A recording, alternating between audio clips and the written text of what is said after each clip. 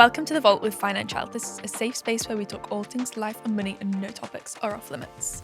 Good morning. Good morning. Good morning. I've got my tea. I'm ready To spill the tea. to spill the tea. Spill I've got the any tea to spill. Have you got... So I've got old school Financielle on today if anyone's watching online. You might not recognise this because this is one of the first jumpers that we had as staff members. I think, did we take these to Helsinki when we were on like a... Yeah. So And the bright pink trip. hats as well. Yes, we've they're got actually bright Marks pink and hats. Spencer's ones with They screen are. printed Financial. This is called a hack. Merch hack. Do you remember when we wore them to Westfield? Yeah, I watched that video the other day. Yeah. I was looking Is through my it on our camera roll. YouTube? People will be able to find it. Was that We had a great did we day that cover it day. on YouTube then? No, we've got a reel on it, Oh, and it's God, really really? funny. As you know, It's we're all got based Sex in the and north. City. Dun, dun, dun, dun, dun. Oh no, I went into... What is that? Strictly. No. Da, da, da, da, da, da, da, da. This is, Match of the day. we need Shazam. Oh yeah. What is it? What were you doing? Dun, dun, dun, dun, dun. La La La La Land. Land. I was singing La La Land. Thank you. Definitely. Oh, I didn't know that. I thought you were singing the match of the day. I've not seen La La I thought you Land. were going... Da, da, da, This is da, why da, we da, don't do pub quizzes because we would have. I'd be I would awful win at a pub I would quiz. win a music one. I'd If it just was Google finish the lyrics, Neil looks at me and he's like, how do you know the rap to like Eminem, some album from like 2003? I'm like, that is my little party trick, I would say. We should do that one time. Well, I was saying you got the newer merch and I've got the old school one on. It's a little bit cracked, but I've just got a bit of nostalgia with it. Thought Yeah. I'd bring it out. I need to get the makeup off mine. It's quite orange at the minute. Fake tan Friday. That's Lucy. Yep. Okay. I'm going to go into today's controversial opinion, which is playing the lottery is basically throwing money away. This is not long after Christmas because I always think of scratch cards and lottery and that like I always Well, put do you know them in what? the same category and people put them in crackers, don't they? So I imagine Yeah. a few weeks ago a lot of people were hoping for a... Well, I keep seeing my Win. social media, their paid ads are going crazy right now. Really? There's these houses. Oh yeah, yeah. Oh, yeah. They're Everywhere. advertising. And they're getting all the made in Chelsea Wirral. people, so it's enticing me. The Wirral. There was a big one before Yeah. Christmas for the Wirral. Oh, my friend Alison lives on the. Our friend Alison lives on the Wirral, and all I could think was, if I'm not playing it, but if I won it, would I move to the Wirral? And I was like, I don't think I want to move to the Wirral. It looks No. nice, but it's just a I bit far said away to from Neil, stuff. But it's a what nice is house. this? I would What sell is it. going on? And I was like, surely anyone that wins it sells it.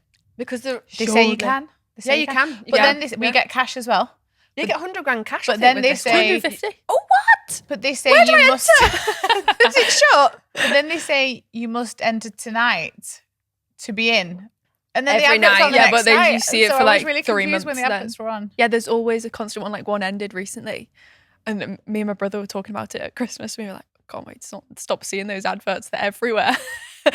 A new house came up. Yeah, And, like, it all- doesn't it's- stop now. Yeah. So I said to Neil, how did this start? Who started this? And I made it up in my head that this started because it used to be a car. That's how it started. Yeah.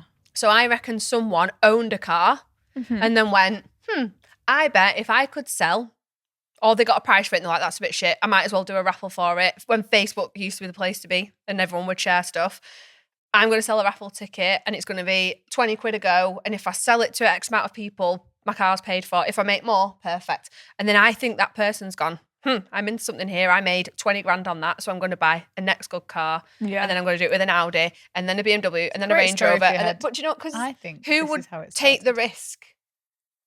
Well, there's Who would lottery take the companies, risk? isn't Yeah. it? But they must know that worked. Like, I feel like someone's done it and then they've gone from a bloody banged up Ford KA to a Yeah. multi-million-pound mansion But in the seeing Wirral. them in like the shopping centre, and because they have the cars, like they have at airports sometimes as well, like the car, like a Oh, brand yeah. new car.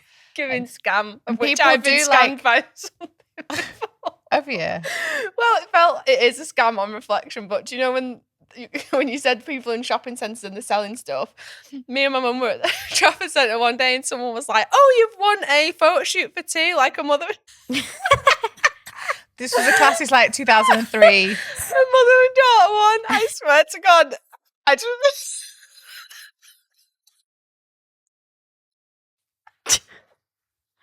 Did you do it? I'm crying. There was teeth in my mouth. And I was like, this is a cream jumper. We've just talked about it.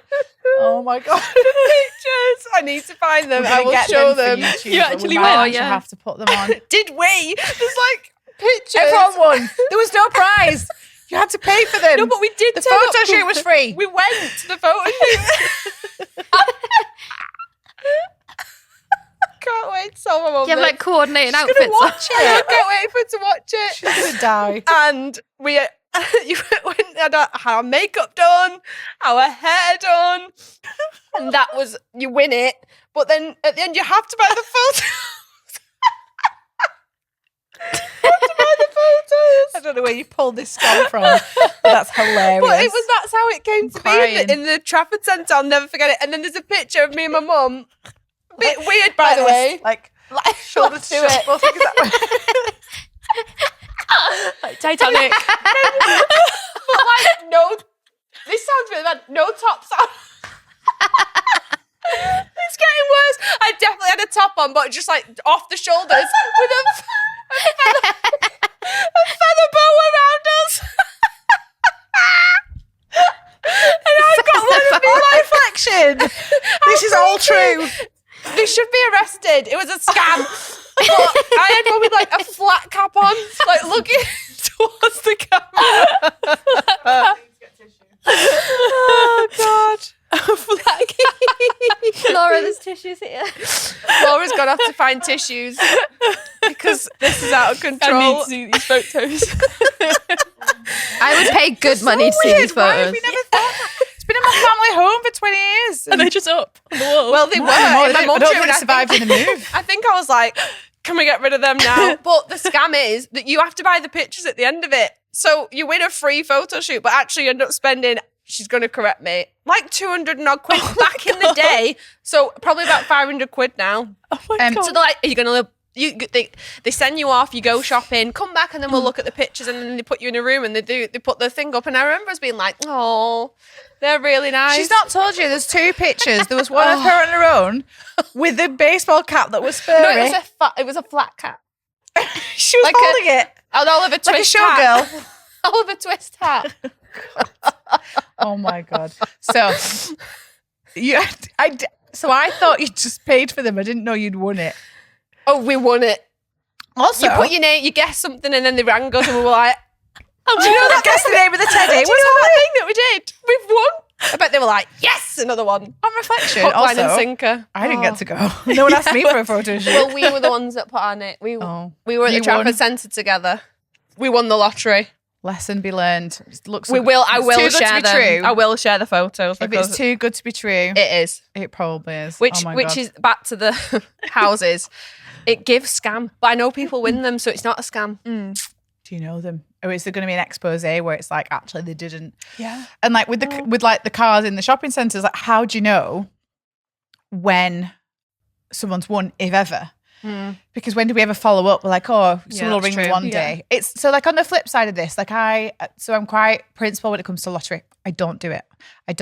And the evidence shows that lotteries, and this is not the national lottery, so this is different. Lotteries target poor people. Yeah. And it's just obvious why. Postcode lottery is Yeah. a big one, isn't it? Postcode. So like the big thing with postcode lottery, when I see it on people's budgets, they're terrified. The Angela from down the road, Yes! who they hate, who wakes them up and puts the bin out at 6 o'clock every morning. Karen is in going to her wake up pajamas one is gonna day win. and be a millionaire. So they get FOMO. Yeah. And so like, they'll be spending 10 or 20, 30 quid I a was month. going to say how much is like. Like I think it's as much as you want? Yeah, no, it must yeah. be a blanket entry, because then you get a share of, like a lottery ticket, sorry, would be. Oh no, that's a good point actually. Yeah. I don't know. There's definitely a minimum, but it's not too high. It might be like 10, 15. I can't remember when I've seen it in people's budgets. And whatever it is, it's the scared of someone else winning it, and they could have won it and they didn't buy that ticket. And that's what they keep you in with. Do you remember there was a program years ago, and it was about the syndicate, it was called. Yeah. So loads of people do lottery syndicates at work. So like we all What's that? together What's a would buy a syndicate? lottery ticket together and pick numbers at the beginning of the year, whatever it might be. And everyone goes, right, who wants in on the lottery?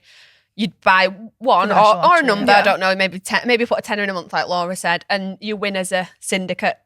So you Yeah. split it. So So you if get it- a better chance of winning, but it's still Yeah. So if you no if you chance. buy however many tickets between you would never buy 20 tickets on your own. But if you're part of a syndicate, Yeah. you might buy one, but you've got access to 19 other tickets. So like Laura said, the odds are better. But there was a film on years ago and it just ruins the relation. No one was happy at the end of the Everyone syndicate. falls out and stuff. Everyone falls out. There's always something. But the National Lottery is super interesting because in the UK it really helps to fund lots of things like athletes, sponsorship, sports, loads of really recently celebrated. In fact, I think we've just really recently had its 20-year anniversary, or it might even be 30-year anniversary. God, it probably is 30 actually, I think, in my age. So I still don't do it. At the but- Olympics last year, every single athlete, and I don't know if they were like told to say it because funds were down or whatever reason, but thanked it was the like National they were Lottery. sponsored, which they technically are. They can get their own sponsorship, but they will get funding from the National Lottery. So Neil kept saying, because he's big into sport and we all are, but he, Athlete he was sport. like, they really don't get money at No, all. they Like it's don't. really hard to get funding to be a professional like track athlete or a professional judo athlete. Like there's no money in it. Not like there is in other professional sports. So Neil was like, we need to do the National Lottery because of that. So I get It's it. conflicted, but but I'd rather just I'd give them rather- the money. yeah, because you'd I don't rather want the give- stress of the lottery, checking your number. Like I'm not into that. But it's the scratch card thing, like people will buy 4 or 5, scratch them at the till.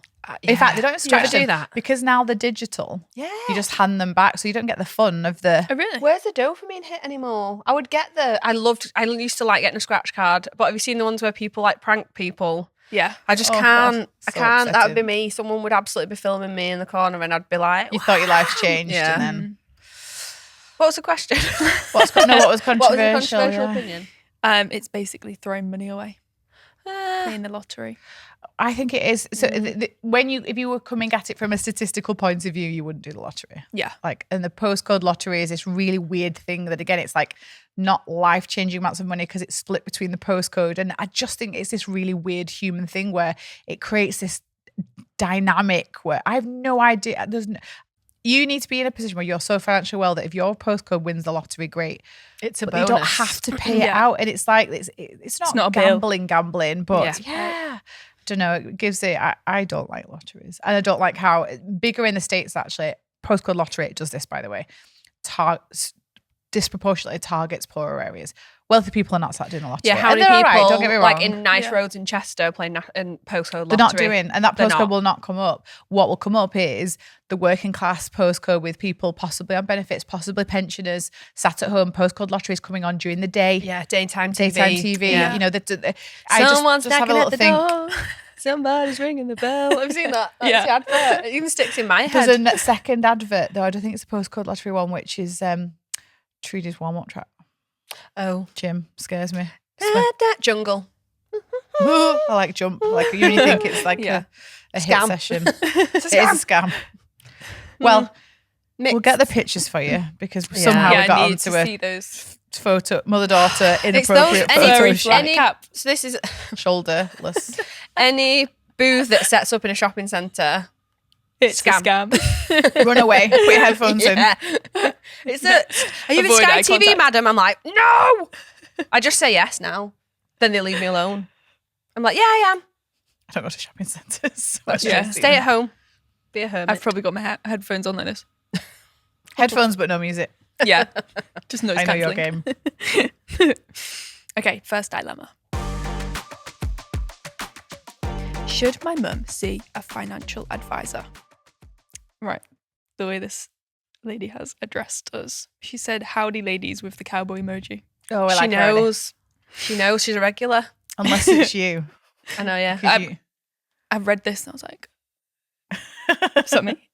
2 exclamation Did I? marks as well. What did you say? 2 exclamation Oh, marks. Okay. Howdy, ladies. Podcast lover and Financielle girly here. You have helped me achieve so much, and I'm so grateful. I'm writing in regarding my mum, who is currently stressing me out about her money. For context, she has recently retired and returned to the NHS and received her lump sum as part of her pension.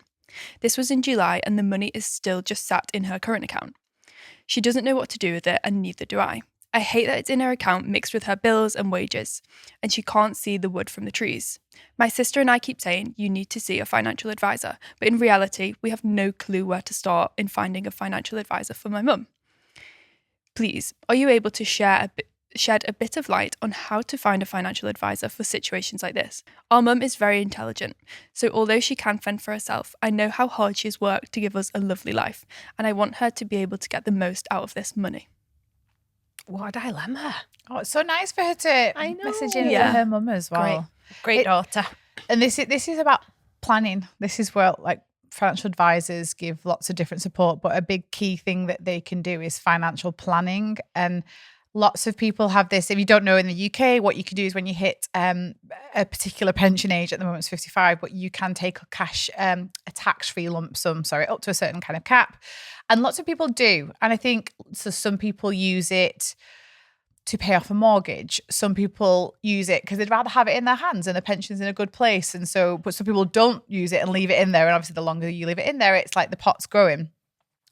Sounds like she's taken out in a panic and gone, oh, yeah. And she doesn't give any hints to her mum's situation, which also sounds like there's even more of a need for a financial planner here or a financial advisor, because there's no obvious things. Obviously we don't give financial advice, but we give kind of guidance on how systems work and kind of what we would do, what we would want our parents' situations to be in. And, at a approaching retirement age, knowing that someone's got a roof over their head is just a massive peace of mind thing. So making sure, that's why lots of people use it to pay off mortgages, making sure that they've not got any extra debts. So if they do have debts, it's a really good time to kind of clear that and have such a good slate and plan for the future. But she's already taken it out. Now, the flip side to the financial advisor point is, so most people, I'm going to go all the way back. Sorry, guys. Right. So where'd you find one? That's what she said. And I think this is a really big problem because it's such a hidden industry in some respects.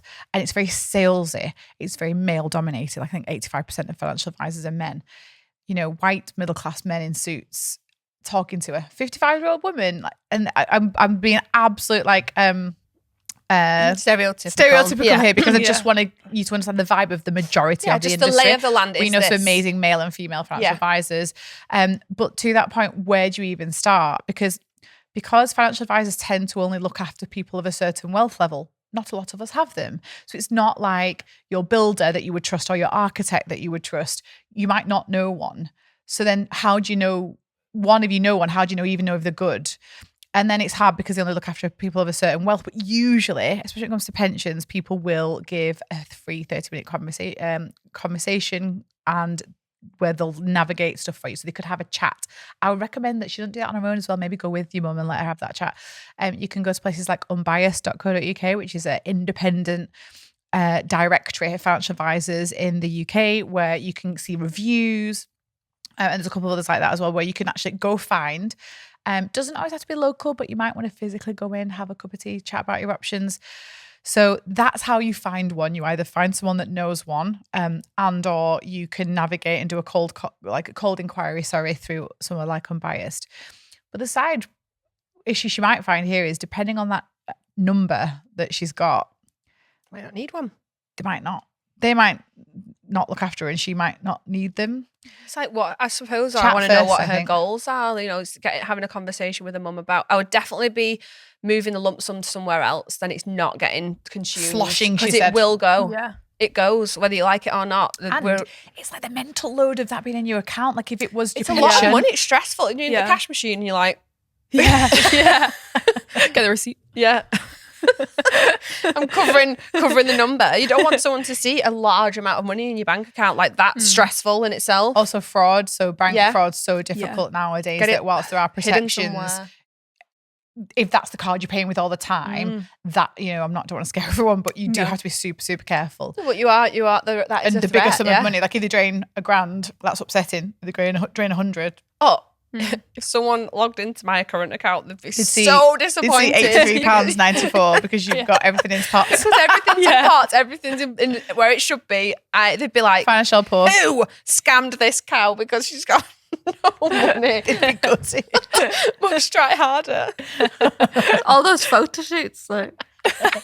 Just expensive the bills. Why she spent £500 at something studios?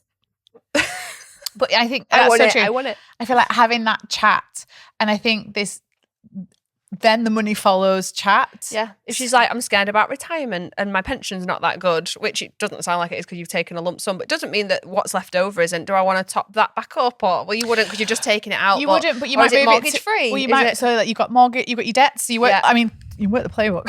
Yeah. Even if it's retirement. Emergency savings, have you got any? They are now your emergency. Hello. Emergency Savings savings. that have fallen into my lap. Exactly. And then it's like, what debts do I have? And then do I plan to then operate a debt-free life? Because that's really important. There's no point paying off debt if you're then just going to like ready it back up again. Have a look at mortgage or mortgages. You know, she may have an extra property and stuff and then maybe extra. And that's, again, not always the most mathematical, sensible decision.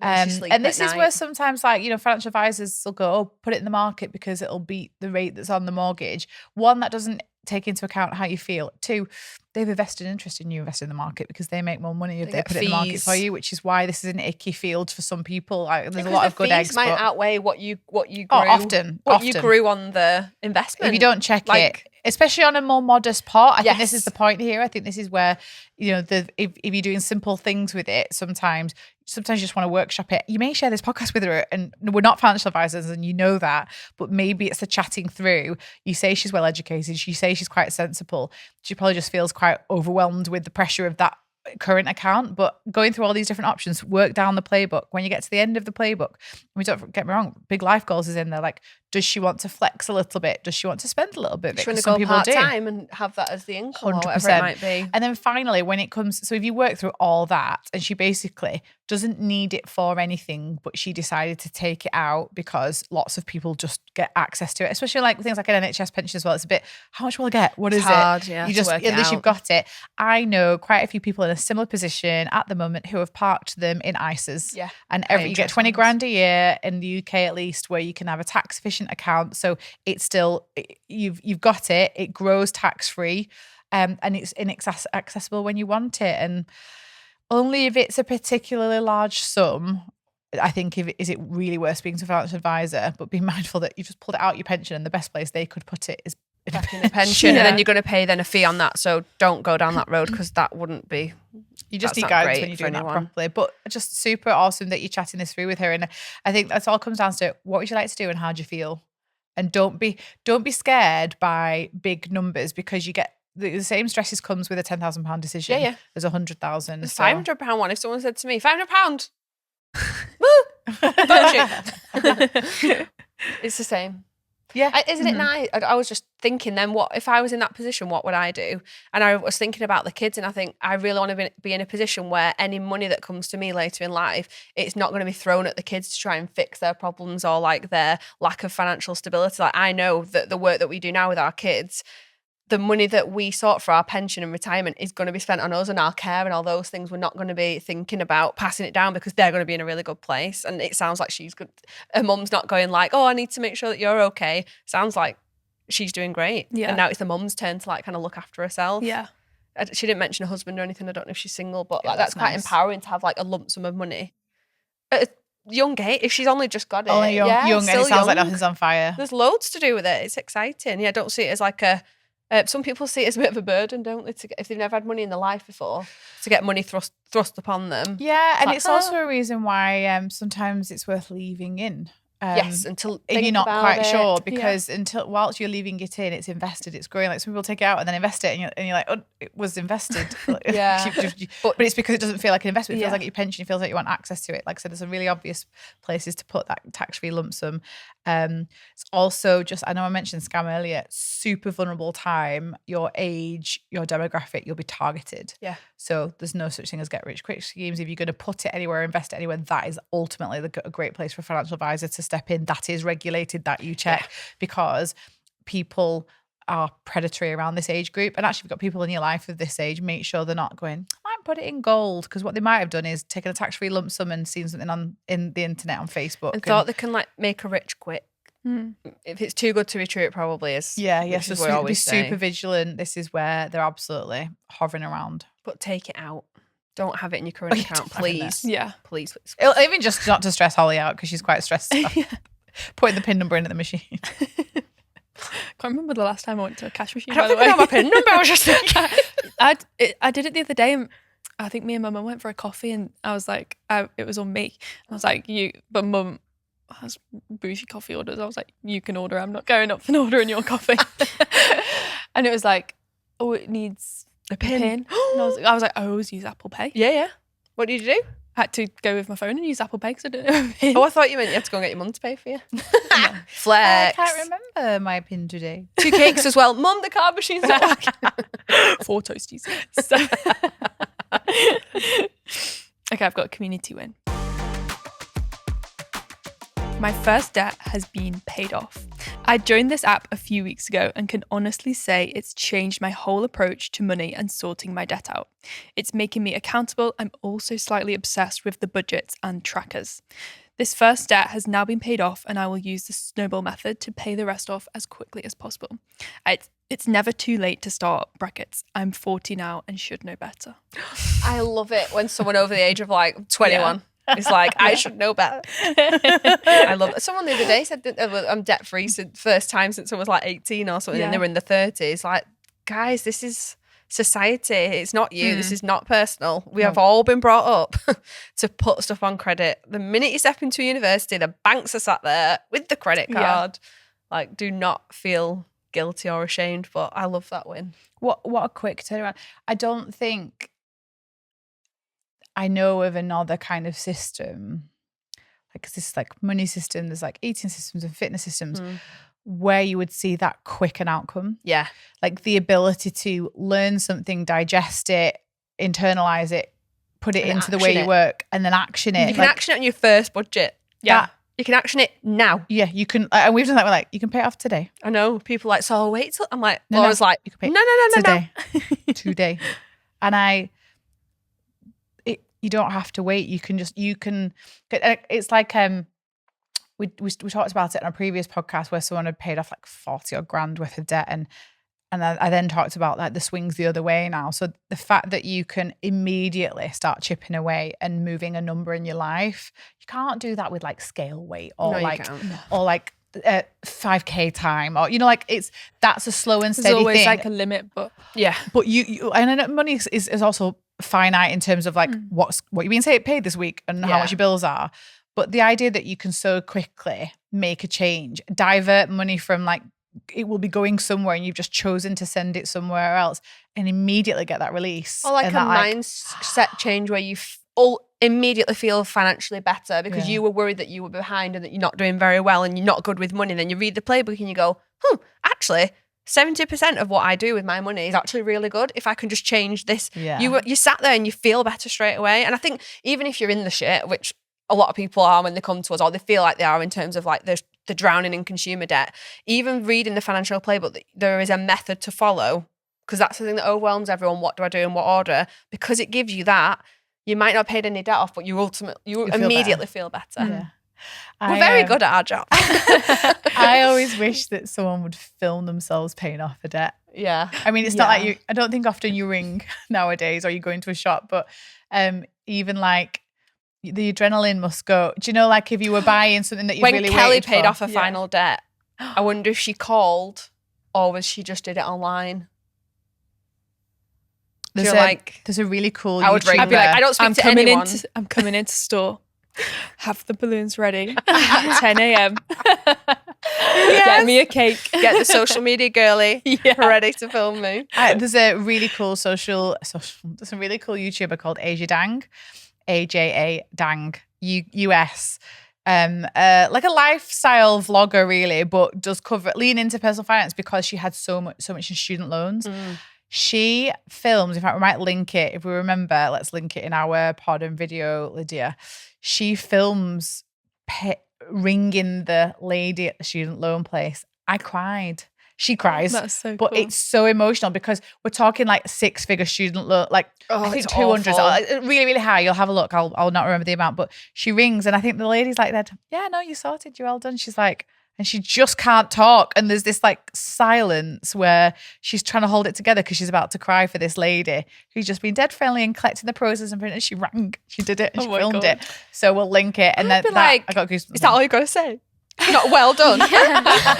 She could have been really polite. I can't remember. It was years ago I Where's the watched it, but it just came trumpets? to mind then while I was thinking about Yeah. the adrenaline of paying that. Like when people pay off Klarna, I'm just like, yeah, absolute legend. How many people on TikTok say like, she Best doesn't feeling serve me ever. anymore? Like they refer to us as she. We always say money is a she. Money's a she, but they refer to Klarna as she. They're like, I don't need her anymore. I feel like demonizing that makes it easy to get rid of. Yeah. It's like, she's not serving me. Yeah, it's a bad ick. She's It's a holding me bad back from my habit. financial goals. But was it 2 months that she saw this? She paid this debt off, Um, or did she not during this specify? app a few weeks ago. That's What what are I you mean. gonna do? What are you going to do in the next Yeah. 12 months? That quick Jesus. turnaround, that making a decision quickly. Well Aw. done. Wow. If you'd like to tell us your win, head to the community in the app or email it to thevault@financielle.com. Okay, next dilemma. They promised me a pay rise, but I'm still being underpaid. Hi, ladies. I have a juicy dilemma for you. We like juicy dilemmas. So I recently completed my master's degree and started working full-time just over 6 months ago. When I started the job, I agreed to the offer on the phone. Rookie error, won't happen again. And they didn't send me a contract or offer in writing until my contract turned up 2 days before I was due to start. The money was significantly less than we'd agreed on the phone, minimum wage. But they were adamant that that was the budget. Because I had nothing in writing and I had no leg to stand on, I already had everything in place to start, so I accepted on the terms that the pay would go up from minimum wage to a fixed amount when I finished training, and they agreed, saying this would take 3 to 6 months. We are now 6 months in, and they have increased my pay but not to the agreed amount. They've also made new pay bandings but haven't shared them with us. I asked my manager about this because I saw they were hiring for my exact job role for a lot more money than I make. So something isn't adding up. My manager has said that she's unaware of the pay bands and what determines them. The situation is complicated because the company that pays me contracts my position out from the healthcare service I work in. Therefore, I have 2 managers, one on the daily and one that determines my pay. My daily manager is trying to advocate for me the best he can, but the other manager is not interested in speaking with him for a review, and he says he can't get hold of her. I'm frustrated because I live in an expensive area in the southwest and I can't afford to live where I work. The only reason I can afford to do this is because I live with my parents. Is it worth advocating for myself and pushing the issue more, or should I just leave? I can't shake the feeling that things aren't going to get better. This is not rare, unfortunately. And I've got friends and family members that have been in similar situations whereby and myself, I would say, like in past jobs, you're just not getting anywhere. And if you're part of a really big organisation, it's hard to get things moving quickly. And like you said, if you've got 2 different managers, if they're not the decision makers, it's really difficult. You can advocate for yourself and you can go above people. It's just how much sway that will have. You know, it's really difficult. And I empathise because you're living in the southwest, it's expensive. And Yes, just you're the living with your masters parents. and minimum wage chats is just When we talk about you going to university and paying all these fees, and then people go and do a master's, like that's supposed to give you a better paid job. Like you have better credentials than the person stood next to you. It should put you in good stead. But unfortunately, in the healthcare sector, you do get shafted, I think, a lot of the time when it comes to Yeah, I think there's a these couple, roles. and this will be super helpful for people listening as well. You know, like it's a new year and you kind of, you know, we want people to earn like the most they can. And I always see this as like a matchmaking thing. So you might have, you know, a particular size business that has a particular budget with particular roles, and it either can't afford more than that, and it is the budget, as she kind of was. She said we'll pick up on a couple of extra things that she references, but let's look at that first. That sometimes it's like it's a square peg round hole, that you might have expectations of this. They can't move from that. It's also similar in a bigger organization where there's pay bands and it's super hard. What you need to get is a really good match between your earning expectations and entitlements. Like, you know, we want people to be earning the right amount of money and what can be afforded, because, you know, at the moment, like especially with like the recent changes in government, lots of costs are going up for businesses. So what you need is the right match, and matches can change. So something might have matched for a period of time and then it might change again. And so that's really important, because you shouldn't hang around for a pay rise at a place where it feels like it's not going to happen, either because they've told you that they can't or because you're being messed around. She's learnt a lesson on agreeing a salary over the phone. Like, she should never have joined, but I can imagine you've lined everything up. Yeah. Like, you've handed your notice to other places. So risky, You've isn't it? set up this big move, and then you can't actually. You feel forced. I mean, I've seen some bad practices where that's intentionally done. Actually, Really? yeah. And so that's like a place where you've no option to accept, and they were always kind of going to do that. So yeah, make sure that you, especially if you're supported by a recruiter, but get offers in writing, get started again. It's like try and formalize it. And so like I think that's really important. I think she has been messed around quite a bit. So this is where you go. Is this a sign of things to come? So is this just me, or is this the system?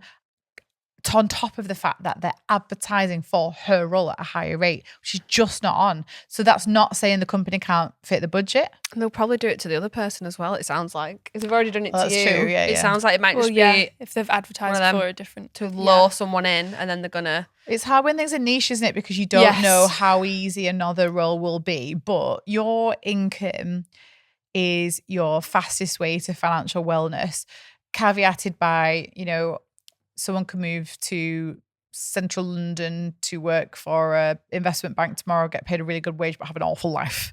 So Yeah. you're balancing that. I'd like to earn the most I can in my field whilst managing a good quality of life. And that's the holy grail, is like balancing the two.